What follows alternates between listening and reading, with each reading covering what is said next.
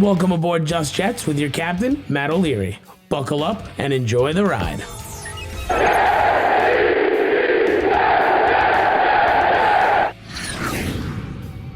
Hello and welcome to Just Jets episode number 116. What's going on? I am Matt O'Leary here, going to be hanging out with you. I am excited to get into today's episode. We have a few things to get into. I want to talk Zach Wilson. I want to talk Greg Van Roten getting cut. I want to take your voicemails as always. But before all of that, a word from our sponsors. Attention listeners, are you ready to be blown away? You asked for it and they listened. Our friends at Manscaped just relaunched the Ultra Smooth package. It's back, baby. Yes. Your new favorite tool and complement to the Lawnmower 4.0 to keep your boys smooth while looking and feeling their best. This specialized groin shaving kit is here to help you buff, protect, and shave your most sensitive areas. It's time to crop that bush of yours and get right to the roots with a discount just for you from Manscaped. Get 20% off and free shipping from our friends at Manscaped with my code JETS20. That is JETS20 for 20% off and free shipping. Get yourself that ultra smooth package. It's okay to treat yourself. You might as well. Let's do it. All right, so let's hop into today's episode. Got a few things on the docket for us this week. First, Robert Saleh saying he sees a different Zach Wilson. Let's break it down. A quote from Robert Saleh. He says, he's definitely hit the weight room. He looks beefy in a good way. He's definitely filled out. He's still got all his looseness. Yeah, that's a word. In throwing the football and zip and all that stuff. He looks good. He would go on to say he's much further ahead at this point than he was a year ago for sure. It's obvious. If you just look at him, you'll see that he looks bigger. The Quadzilla, I've been calling him, is definitely not skipping leg day. And just his upper body looks a little bit more filled out. He's put on some weight, which is fine. He looked a little bit on the slender side last year and he beefed up. It's not like he looks obese. We're not talking about obesity here, folks. We're talking about growing into your body. He was 22 last year. He's 23 or going to be 23 at some point this year. This was going to happen.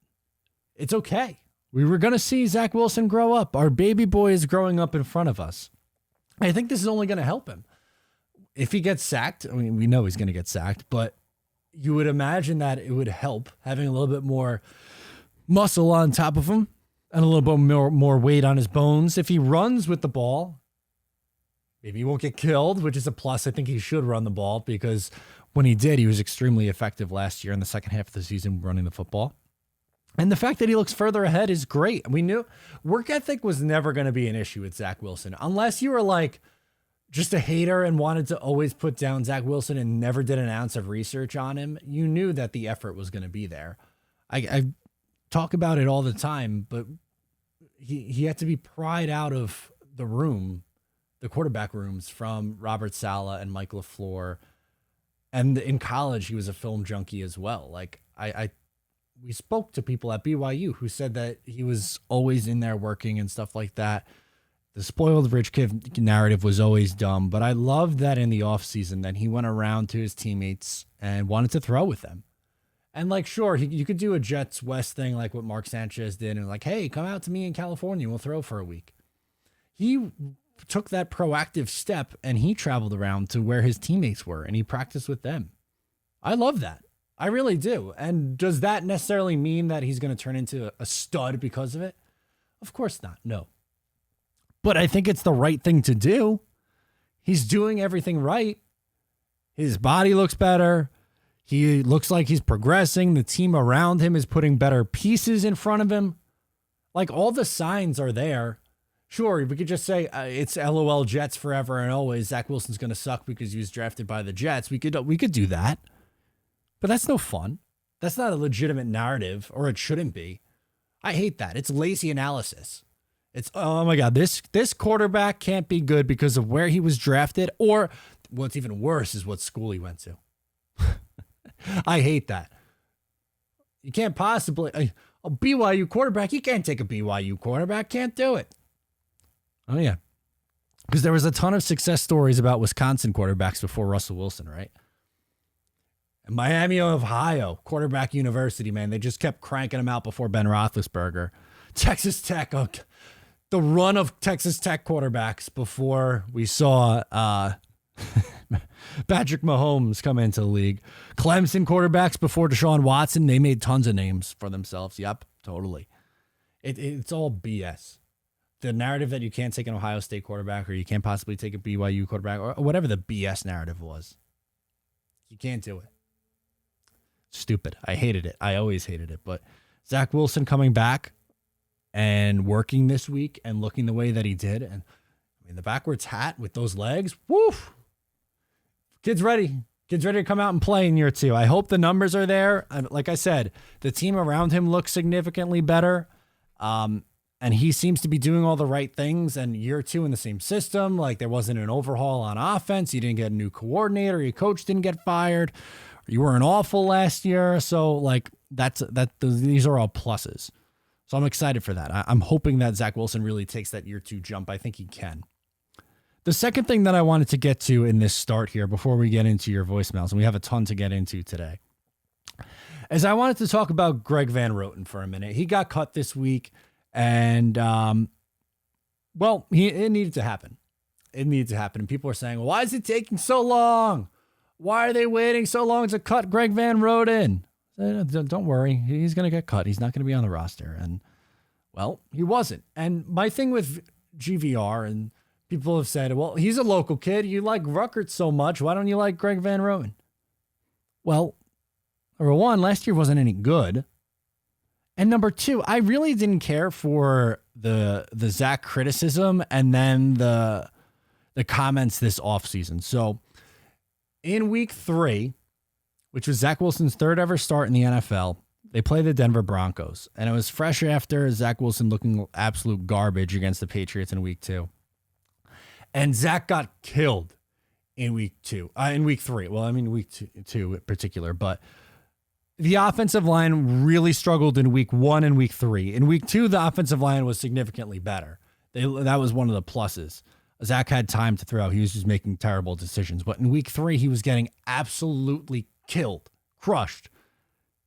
And instead of saying, you know what, we got to be better as a unit, offensive line hasn't been good. And Greg Van Roten, or before he got taken out and LDT came in and took over, the line got significantly better. But he was getting beat like a drum. And guess what? The supposed franchise left tackle, he got hurt because Greg Van Roten got blown off the ball in week 1. Like, let's not forget that too, by the way. And instead of saying, you know what, hand up, I got to be better, the first thing out of his mouth was, yeah, Zach's got to get rid of the ball. He's going to learn. He's got to learn to get rid of the ball faster. Yeah, no shit, you dumbass. Of course he needs to learn that. It was his 3rd ever start in the NFL. Most quarterbacks don't come in and just grasp it right away. There's going to be a little bit of a learning curve. And you know what? That's something that he has to work on going into year 2. But as the year went on and when he came back from injury, he got a little bit better with it. But in his 3rd start, it was, Zach, he's got to get the ball out faster. And then he never once stood up for Zach Wilson after all those late hits. The game he got hurt in New England, there were late hits that entire game. And a veteran offensive lineman like Greg Van Roten, you would think they would have come running to the quarterback's rescue. But no, God forbid. And then this offseason, he threw, quote, the Twitter bloggers and podcasters, which that's me, under the bus for saying they blew his quote from earlier in the year with the week 3 quote out of proportion and made a story when he was just answering Connor Hughes' question. No, dude, it was time. The Jets had to move on. He wasn't any good. They brought in Herbig. You brought back Feeney. You free up money with Van Roten. Like it had to be done. I'm sorry. I wish it worked out. I wish the kid that grew up in RVC and went to Chaminade came back and played for his local team and was good. But it didn't work out. It did not work out that way. So, he got benched and then got cut. And I don't root for people to lose their jobs. It feels weird for me. But in this business, if you can save money, then you're going to get cut, which is exactly what happened here. There was an opportunity for the Jets to get out of this contract with no dead money or enough so that enough cap relief where it was worth your while, and they moved on. And you know what? I think I have every right as a Jets fan to be critical of Greg Van Roten's criticisms of Zach Wilson after his third start in the NFL and not putting the blame on his shoulders of the putrid offensive line. I thought that was lazy. And that's my takeaway. He perceives otherwise, which is fine, but I don't agree. And that's that. I don't agree. So that's it on the opening monologue. By the way, if you haven't already, two things to check out. Number one, the Sauce Gardner shirts that I put on sale this week. You guys are buying them up like crazy. Appreciate the support. If you haven't gotten one yet, link is down below in the description. And number two is on the Patreon. So we are doing weekly shows. Exit 16 West, a Jets podcast, is on there. Our week one guest was Jets Today. We had a great conversation about the NFL draft, and I am thrilled for our week two guest. The interview has been recorded, and it's going to drop on Thursday. And I'm not telling you who it is yet, but it is someone that, if you frequent the comment section here, have been asking for a collab for a very long time. So I am happy that we were able to finally do a conversation, and that will be released on Thursday. So subscribe over there if you are interested in that bonus Jets content. But without further ado, let's get into these voicemails. All right, first up, first order of business, we're going out to John in Tennessee. Let's do it, man. Hey, Matt, this is John out of Tennessee, formerly out of California. Just calling because I'm curious how you feel about the Jets' back end of their defense right now. Do you think Sauce Gardner is going to be the cornerback one? Do you think that's going to be DJ Reed? Are you comfortable with Michael Carter as our slot corner? Do you think maybe they slide DJ Reed into that role? I'm just curious where you think we're going to stand on that. Sure. And then where also that leaves, I'm blanking on our third corner right now, but you know who I'm talking about on that. Sure. Where that's going to leave him. Also, I saw you were curious about how people outside of New York became Jets fans. Yes. Well, for me, it was that I was a huge LaDainian Tomlinson fan, and I was just an individual player fan of football at that time, no team. Okay. And I was looking for a team, but I hated everything about the Chargers outside of LaDainian Tomlinson.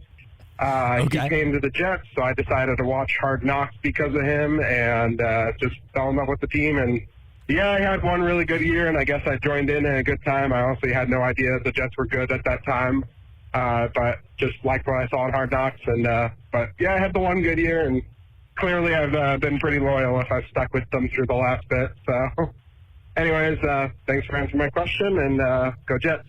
Appreciate it, man. Always interested in finding out where the fandom came from people outside of here. I grew up on Long Island.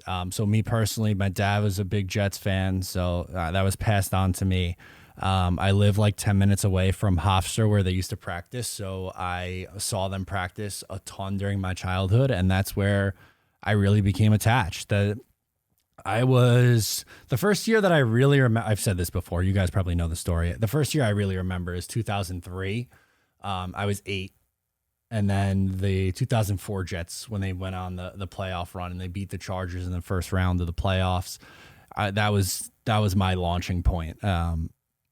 So I was 9 years old at the time, and that's it. I fell in love with it. Curtis Martin, man, he was unbelievable. You guys know the jerseys the signed jersey of Sean Ellis is hanging up over there. My guy, loved him, probably my favorite. But yeah.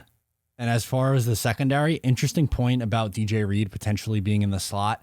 I understand, like, you see his size, right? And everyone thinks, okay, here's someone who could play in the slot, but he was better on the outside. I'd be surprised if they said, you know what, we saw what you did last year or the last couple of years in Seattle, and we're going to bring you back in and put you back on the inside. It doesn't add up to me.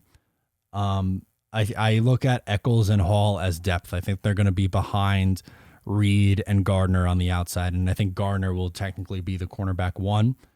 He was taken 4th overall for a reason. And Michael Carter, the second, I thought was good in the slot last year, and I think he continues that role in the slot this year. Thank you for calling in, John. We're going to go to, who's this, Red in Pennsylvania? That's what it says on my list here. I could be wrong. Let's see. Hey, Matt. It's Red from Pennsylvania. Yeah, there we go. Haven't called in a while. Obviously, this is post-draft, and I cannot be any more excited for this upcoming season. I'm going to be there for opening day. I hope I'll run into you guys. You guys did an amazing job. You, Green Bean, Ryan, you guys set me up. I was screaming like we won the freaking Super Bowl when we got JJ at 26, man. I love it. We were too. But I was actually calling to ask, what do you guys think about the secondary, the setup we're going to have? So I know we got Reed. I know we also got Bryce, but now we got Sauce. So it's kind of interesting because I started thinking, okay, keep Bryce on the outside, Sauce on the other side. Reed could drop down and play the slot. We also got that Carter as another guy, which is not bad, and Eccles. I mean, I think we're in a great spot in the sense of the secondary, and we're loaded in the front line. So I'm really looking forward to what this defense is going to look like. Outside of the immense amount of talent we got on offense now, I'm chomping at the bits right now, man. But I just wanted to know what you guys think. What do you think in terms of this secondary, this new look with my man Applesauce, like Ryan says? Applesauce guard. All right, man. Take care. Go Jets. Appreciate it, man. And yeah, kind of like what I just said here at the top. I'd be surprised if they moved Reed back inside to play slot corner, but I think they will be vastly improved as a unit. And both really, I mean, Sauce, DJ Reed, and Jordan Whitehead, who they brought in too in free agency, are going to help the run game too, because their tackling from their secondary was not very good at all last year.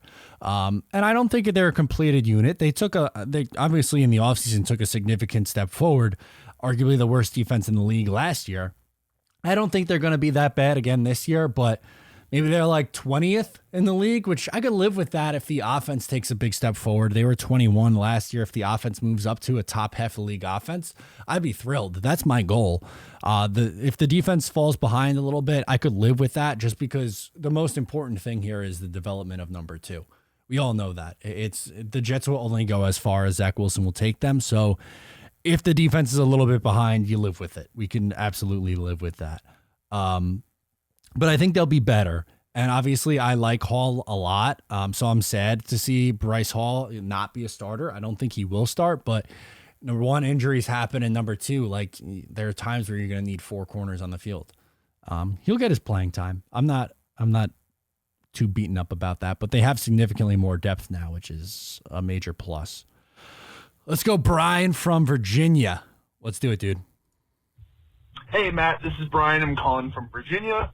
I've been listening to you for a long time. This is my first time calling in, though. Welcome in. But I basically just had two things quick to say. First of all, you're welcome. I'm the guy, if you watch the stream for the draft, I sent in a comment about how it's going to be tough for the Jets to trade back into the draft in round one because of the amount of talent that was still there.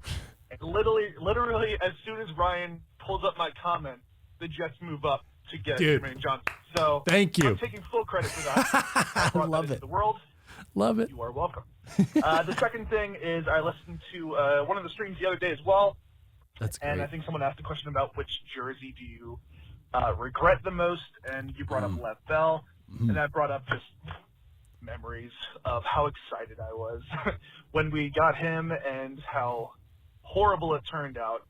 But then we got Breece Hall, and it brought those memories back that we have this phenomenal running back now who's a quick cut, one-cut running back patience, and it brought back all those Lev Bell emotions again, except this time we got him for super cheap, and he's young. That's true. And it's just fantastic, and I'm super excited about it. I loved all the picks. I thought it was all great. I don't know much about Clemens, but I guess I can watch some of his tape just to see how he looks. But I trust all these dudes, all the picks. I think everyone's going to be phenomenal. But I hope you have a good one. I'm excited for the season. I'm excited for training camp. I'm excited for everything. You should. But hope you have a good one, and go Jets. Thank you, man. You should be. All Jet fans should be excited. They had a really good draft and a really good offseason, and they have a young quarterback who is in a good position to take a step forward. There's no guarantee that he takes that step forward. I think he can, and I think the Jets did a good job of building around him, but that's why I said, and that's why I made the video where it's up to him now. And I don't mean that as a negative. I'm saying, like, it's a welcome change that the Jets did enough. There's no excuses around Zach Wilson. Like, it's not going to be like with Sam. The offensive line stunk. Some of the weapons were there, and obviously we know with Sam, just the turnovers just never went away. But they also, like, in the same breath, they also did not do enough around him. I think even the biggest Sam haters will say the roster around him wasn't nearly good enough. Well, with Zach, I mean that's out the window. They brought in a Pro Bowl caliber guard. You obviously have George Fant, who they're very high on. They like the center in McGovern. Mekhi Becton's going to come back. You drafted Elijah Vera Tucker early. You drafted a wide receiver to go with Elijah Moore and Corey Davis. You brought back Braxton Berrios. So you have 3 new tight ends in here. You drafted Breece Hall. You have Michael Carter already. Like, on paper, this offense should be pretty good. So we'll see there. But I like that. There are so many jerseys that I have that I regret. Last year, every jersey I got, the player got hurt. Carl Lawson, immediately injured. Elijah Moore, missed time. Zach Wilson, missed time. There's some other jerseys that I got that pretty much put them on. Lev Bell jersey was probably my biggest regret. He stunk. I was so excited for Lev. I was gifted a Jamal Adams jersey, and we know how that happened. What happened there? I think it was after his first year, though. It was the white jersey that looked like this. So it was going into the 2019 season. So I had it for 1 year. Darnold I bought before he ever played a snap. I don't regret that, though. Obviously, it didn't work out with Sam, but I don't regret buying that one. Quincy Enunwa I got, and then he pretty much was injured and never played again. Robbie Anderson I have. I don't regret Robbie, though. He was one of my a fan fave for me. Bilal Powell I have. Don't regret that. Sean Ellis I have. Don't regret that. One of my favorites. I have a Wayne Grabett one that I love. I have a Mark Sanchez jersey. I don't regret that. Sheldon Richardson I got. I regretted that one. I donated that one. Favre I got. I guess I regret that one, but it was fun first few months of the year. Thomas Jones I had. Don't regret that one. Chad Pennington I had. Don't regret that one. Yeah, but there's some bad ones in there. And I'm not the only Jet fan, and I'm sure you're not the only Jet fan who swung and missed on a jersey buy. Next up, and thank you so much for calling in, we're going to go to Eric in Florida. Hey, what's up, Matt? This is Eric. I'm calling from Florida, and I was just watching one of your other Just Jets episodes, and I heard something you said that just got me thinking a little bit. You were saying how a lot of the guys you got are building blocks, and it was after you already explained how you don't think we're necessarily going to be a playoff team this year, which I get and I can kind of understand. But where I disagree a little bit is I think, like, I look back at the Bengals last year, and the Bengals went from being, I mean, they had, 4 wins the year before to being a Super Bowl team. So my question is, like, what separates us from them? I know they have a guy like Jamar Chase, Joe Burrow, but, I mean, it's not like there's a humongous gap between Zach Wilson's talent and his upside and Joe Burrow's. And Jamar Chase, I know he's kind of a different breed, but now we have guys in Garrett Wilson. We have Elijah Moore, who's going to take that step up hopefully this year. Corey Davis hopefully comes back and plays better. The big question is this: what separates us from being a team like that, where we make a big leap, and it doesn't have to be, 10 years in the future, but we come back this year and we end up being a playoff team because things just work out in the favor of us. But let me know what you think about that. Thanks. Yeah, and thank you for calling in, Eric. It's not impossible. I think it's just rare that we see teams like the Bengals. They completely turned it around almost overnight. I hope the Jets are the Bengals of this year. That would be phenomenal. It really, really would. It's dependent on their quarterback. I like Zach Wilson a lot. Obviously, he did not have a comparable rookie season at all to Joe Burrow, but I love the raw talent there. I'm still extremely high on him. He was my quarterback too. You guys know the drill. You should know how I feel about Zach Wilson. The AFC is it's tough. It got significantly more challenging with Russell Wilson added to it. Devontae Adams gets traded into the AFC West, a gauntlet. The Chargers missed the playoffs last year, and talent-wise, like they're not even in the same stratosphere as the Chargers yet. It's gonna take some time here. Who knows? Maybe they surprise people and they win 10 games or 11 games and they get into the playoffs. That would be nuts. I would love that. I'm rooting for that. I would love for that to happen. I just don't think that it's fair to say that's the expectation. It's okay to say, there's a world where that happens. Sure. Of course there's a world where the Jets are the Bengals this year, the Bengals from this past year. But I don't think that's should be like your realistic baseline and saying like if they don't hit this, then I'm dissatisfied, which I'm not saying that's what Eric's saying here. For me, it's just I want to see significant growth. I want them to be competitive week in and week out, which I think their roster improvements have them in that spot, and I think they should win 8, 9, and if they're lucky, maybe 10 games. I think 8's my number for right now. Obviously subject to change here, but there's no reason that they can't double their win total, assuming health, because they were absolutely killed with health. The roster is significantly better, and their quarterback should also be significantly better. So I think they could win 8 games. I don't think that's asking too much to say get to 8. Thank you so much for calling in. We're going to go to Alex in New Jersey now. He wants to get into Zach Wilson. Hey, Matt. It's Alex from MJ. Long-time listener, first-time caller. Welcome. I just heard your comments on the Jake Asman show.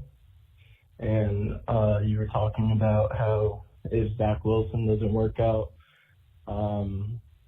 you feel like you would probably move on from Joe Douglas if you were the owner. But I just feel like as Jets fans, we've been scarred by decades of failure. We're so used to having a clean house, and we're scarred by decades of bad drafting. But I think Joe D is brewing up something special here, and he's building an ideal situation for a quarterback to thrive. So I think if Zach Wilson fails, you can't exactly pin that on Joe D because he's done everything he could to help support him. And I think that if we're a pretty competitive team, but the only thing holding us back is Zach, then I think that you should give Joe D the chance to find a veteran quarterback that might be able to take us to that next level where we can compete for a championship. I just wanted to get your thoughts on that. But thank you so much. Yeah, man, appreciate it. And I hear where you're coming from, and there's a lot that Joe Douglas has done that I really, really like. I would consider myself a Joe Douglas fan, but if Zach Wilson doesn't work out, I feel like it's very, very rare that you see a general manager get 2 shots at drafting a quarterback. We saw Ryan Pace get a shot with drafting Justin Fields, but then he got canned immediately after that. And Justin Fields is now in an awful situation in year 2 as the new GM and new coaching staff. They didn't really do nearly enough. The offensive line still stinks. Look at their wide receiver room is atrocious. He is not set up to succeed. And part of it is because they didn't spend like crazy because he's not the guy that they drafted, which is kind of similar to when Joe Douglas got here and when Sam Darnold was here in his, at the time, second year. It would be kind of similar to that. It's just, I think it makes the most sense to have your general manager, your head coach, and your quarterback on the same timeline because for far too long, the Jets have been way off on timelines. Whether it be, like, for instance, we just go back with Darnold. McCagnon drafted him, and Todd Bowles was the head coach his rookie year. And then Bowles gets let go, and they keep McCagnon initially. And then McCagnon is a part of the hiring team that brings in Gase. And then Gase does the power play and gets McCagnon to go after he already did a draft. So, like, that was screwy to begin with. Before that, Idzik and Rex were not on the same timeline because, well, Rex was a holdover. And and they wanted the owner, Woody Johnson, loved him and wanted to keep him around. So the fact that the GM couldn't pick their own head coach made the Jets sign a guy like Woody Johnson. So I just think, like, I hear where you're coming from on this. Like, I get it. Joe Douglas has done things that I've really, really liked. When you take a quarterback second overall and it doesn't work out, that's very hard to recover from. It's very hard. And then is he going to draft another guy? And then what? How long does that extend the timeline? Because I'm assuming if Zach Wilson isn't the guy, then the Jets are probably like picking in the top 5 again. And how many swings are you going to let this one guy take in the top 5? I like Joe. It's got to start converting to wins and losses now. It has to. He's not going to have a lifetime contract. So I think that's my biggest reasoning. And again, I'm not going to sell everyone on that. And I get that. And I respect and see Alex's point of view and why he's saying that Joe's done enough that if Zach doesn't work out, that he should continue to have his job. But I hate when your quarterback and your GM and your head coach are not on the same timeline. That I think is worse than moving on from Joe. Thank you for the call. Let's do Dom calling in from Long Island. Hey, how's it going, Matt? It's Dom from Long Island. What up, dude? Just got out the gym, and I was listening to some of the new rookie interviews while I was on the Stairmaster. I'm psycho, doesn't like to listen to music, but I'll listen to player interviews while they're working out. Anyway, I just happened to stumble across Michael Clemens' interview. He's nuts. And I feel like you're going to get a couple calls about this kid. After, we got a little more exposure to him, and some people have been able to watch his film. I really like this kid. I don't know what it is. His interviews are very, unintentionally hilarious. I agree. And when I see him up at the podium, I know a lot of these D linemen are big, but he just looks like an absolute mammoth of a human. I don't know how this kid slipped all the way to the 4th round, but, if he's got the kind of, ferocity that Joe Douglas and Saleh are, trying to tell us that he has, I don't see any reason why this guy can't be a contributor for us this year. I mean, listen, I know I'm maybe picking at straws with that, but I don't know. I just feel like maybe the film I see mixed with his personality, his ability to process, just seems like the kid will really fit in well with the scheme, especially considering that most of the scheme with the edge rushers is just to pin your ears back and go. Won't really have to think much, and I really think that he'll add a nice piece to this defense that we haven't really had in some time. So, yeah, that's just my take on Michael Clemens. He's a hell of a dude, and, go Jets. Yeah, Michael Clemens is a intimidating guy. The quote from Saleh where he's like, Clemens goes to a dark place when he puts his helmet on. That's crazy, man. He has a little bit of an edge to him. And yeah, the fans are going to like that. And I'm still apprehensive about the pick, and I don't see him having that big of a role in his first year. And maybe he's a rotation guy, which is fine. But I will say this. He is tremendous on the microphone. I think he was a great interview. I love the quotes that he gave. He was funny. He was engaging, and he's intimidating as all hell. I'm rooting. I want to see him on the field. And I like the preseason for that and training camp for that, is because you get to see all these guys. And we'll see. We'll see if he's able to carve out a role. I'm a little bit more reserved than most, and that's okay.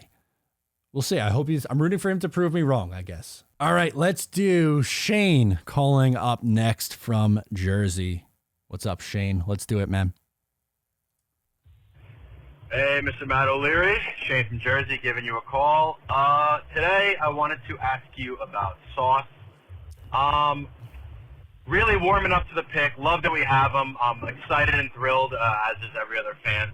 But I kind of wanted to just ask you, is there anything, everyone's talking about how good he is and stuff, and I think he's a dog and he's great, but is there anything you didn't like about the film or you don't like about him? Just, everyone's got to have something, and I just feel like everyone's just talking about the good and no one's really mentioning any sort of bad whatsoever. When I watch a lot of his stuff, I did see that a ton of his highlights are against, East Carolina University, stuff like that. And yeah, they're D1. And I noticed in a few of those games, he'd get beat and he'd end up making the play just because he's, F this, I'm so much more athletic than you, I could do it, which is freaking awesome. You know, the guy is a star, obviously, because even when he went up against like Bama and stuff in the playoffs, he was locking people down. But like, does that worry you at all that like he was kind of relying on that, and you know, and now he's gonna have to verse, you know, Tyreek, Waddle, and Diggs and Devontae Parker, who, you know, if you miss a jump on them, you know, you're getting cooked. Does that worry you at all, or am I stretching? I just, you know, value your opinion, want to know what you have to say on that. And then the other thing I wanted to know is your expectations for Quinnen Williams this year. Huge Quinnen guy. He needs to blow up this year because we drafted him so high. I expect him to do that, but do you as well? And like any like stats or projections for him? Yeah, man, that's about it. Love the show. Go Jets, baby. Be good.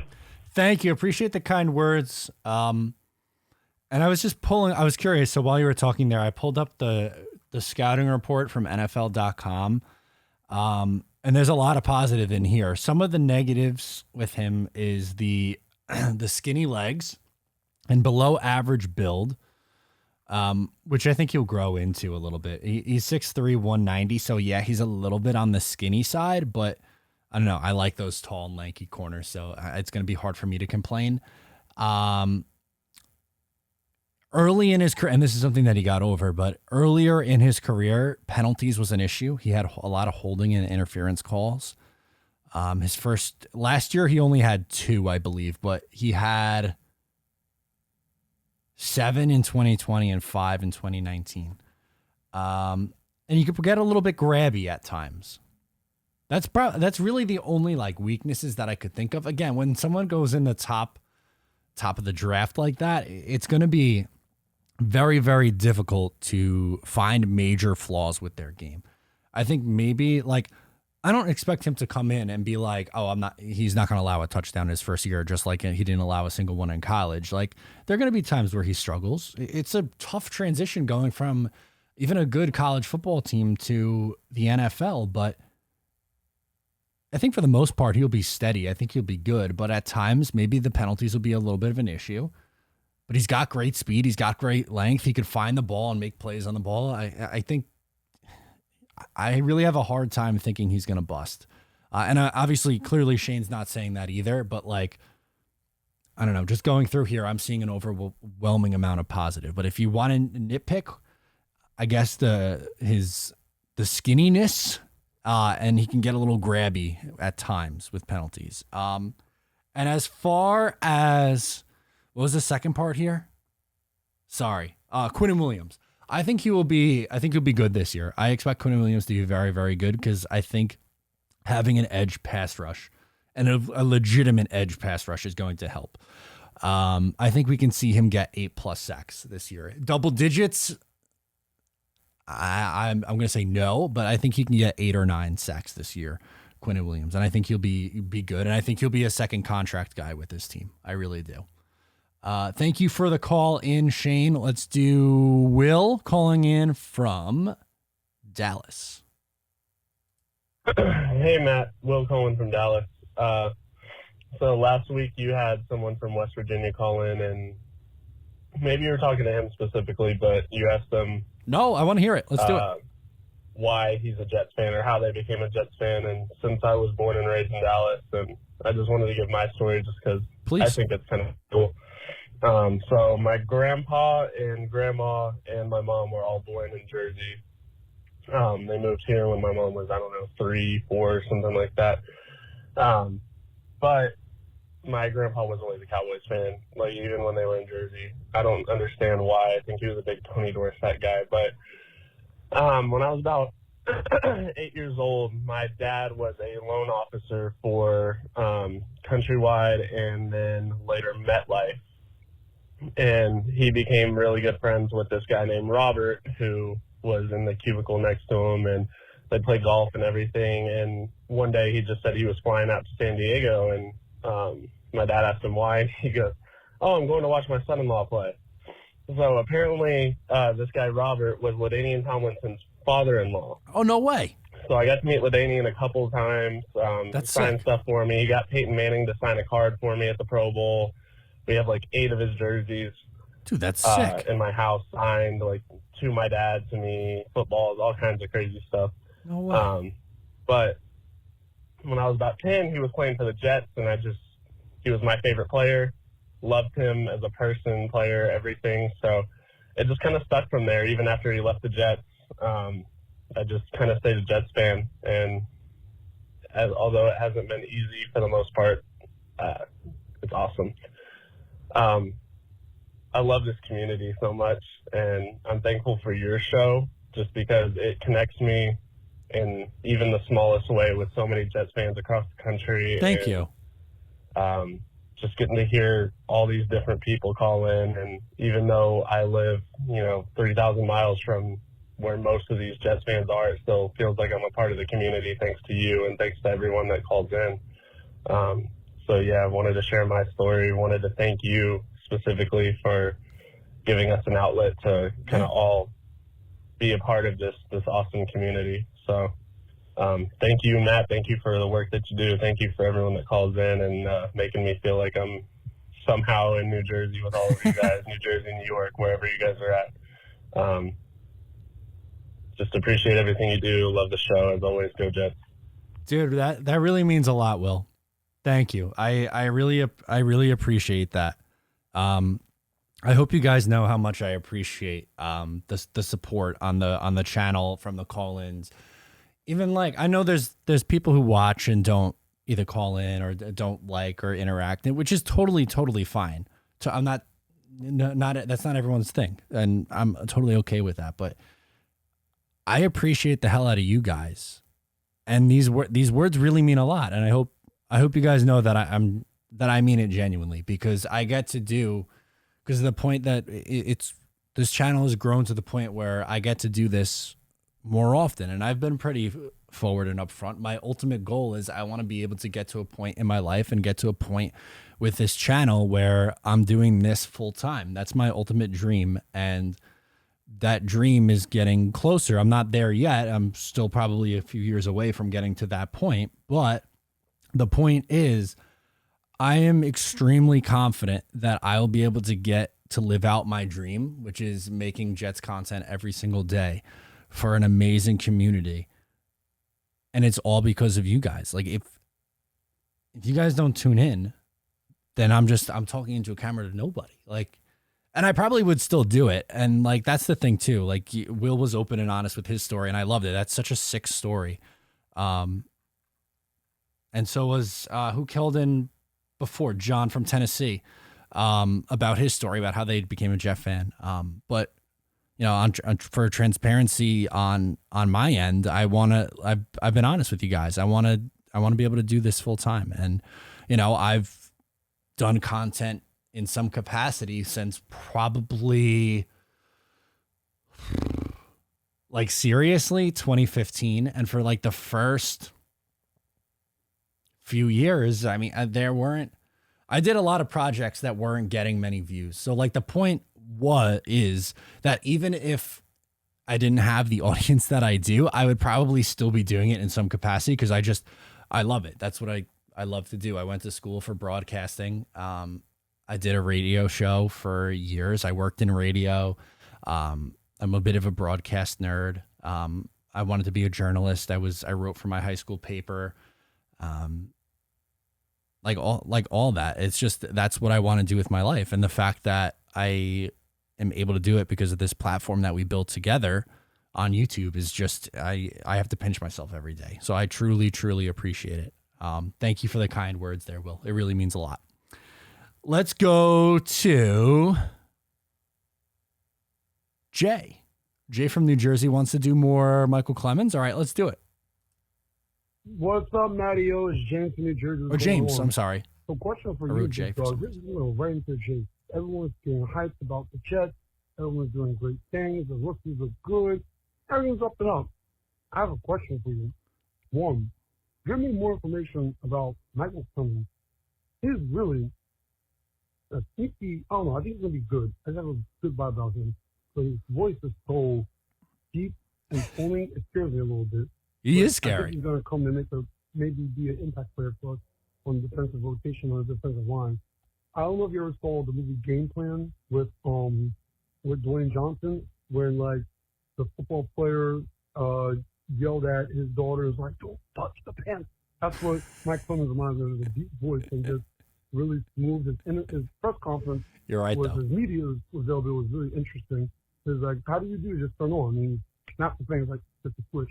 So I think this guy's wired the right way. I know he had some off-field issues before, but I think it's hopefully a mistake that he just learned from, and that he knows he's just to take his opportunity being in the NFL and being with the Jets. Next thing, Gavin Green.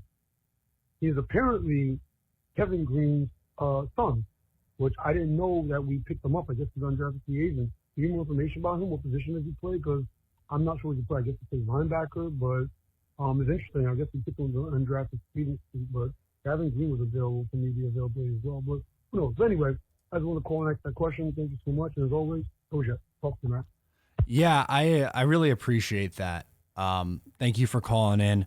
First with Michael Clemens. Yeah, so I wasn't the biggest fan of the selection because I wanted linebacker or safety help, but there are things to like about his game, even with the off the field and even with the his age being a factor, is he is relentless. And he has this attitude that I spoke about earlier with, he has a nasty edge to his game, man. He's a scary and intimidating guy. And if that translates at the next level, maybe he is a little bit of a sleeper there. Maybe he is. That'd be unbelievable. And yes, I did see the story with Gavin Green, who is the son of Kevin Green. And he, I believe, plays... Oh, no, I was going to say outside linebacker, but that's not... His dad was a linebacker coach. But is Gavin also a linebacker? Hang on. I'll find out for you in a second here. I think it is a linebacker. No, defensive lineman.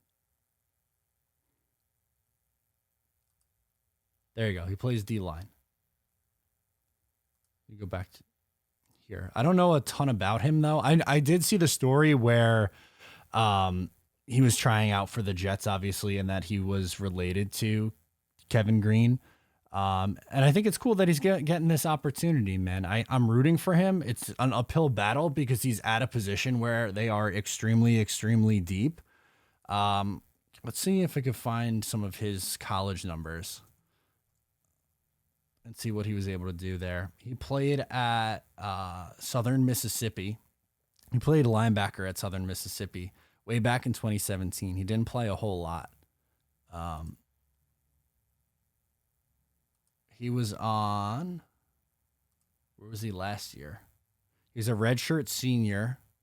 He played at Southern Miss and then went to Mississippi Central, I guess this is. Go Choctaws, sorry. Mississippi College is where he went. Mississippi College Choctaws. And numbers-wise, he had not a ton of playing time.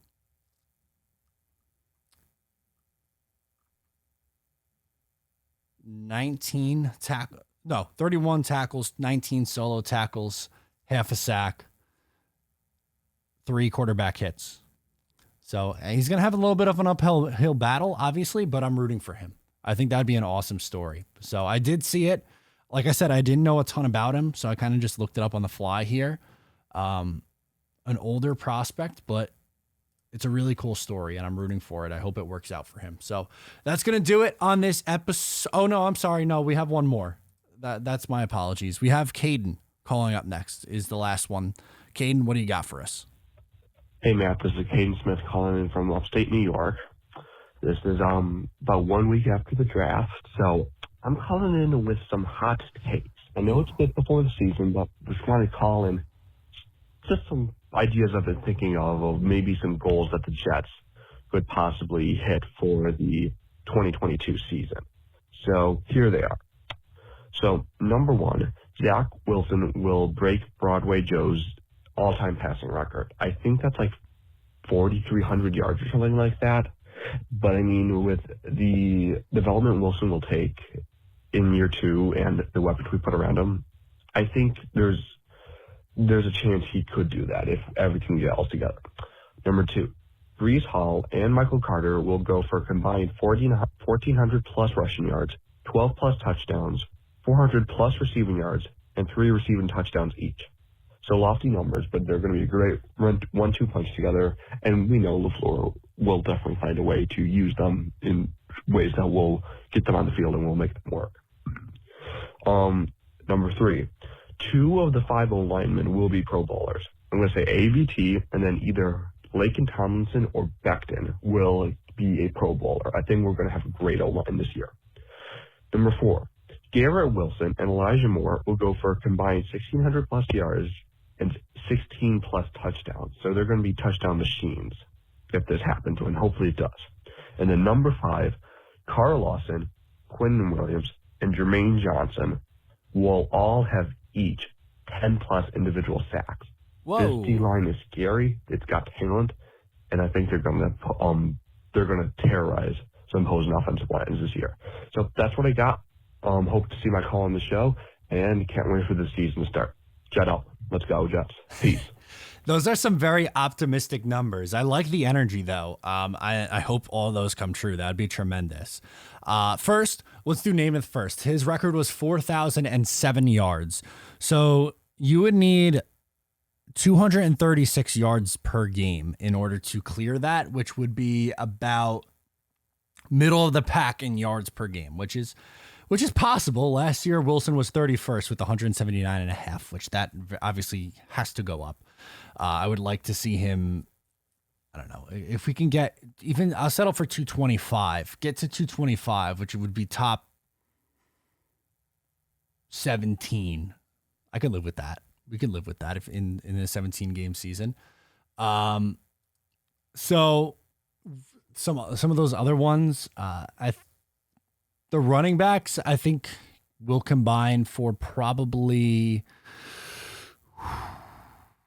maybe 1,300, 12 touchdowns. No, 12 is a little high. I might go 10 touchdowns, like 6 and 4, something like that for rushing touchdowns. I think you're pretty close on the receiving yards at 800 plus. The receiving touchdowns, I think, is a little bit on the ambitious side. I would probably go with a little bit less. I'm thinking like 11 combined touchdowns, 11 or 12.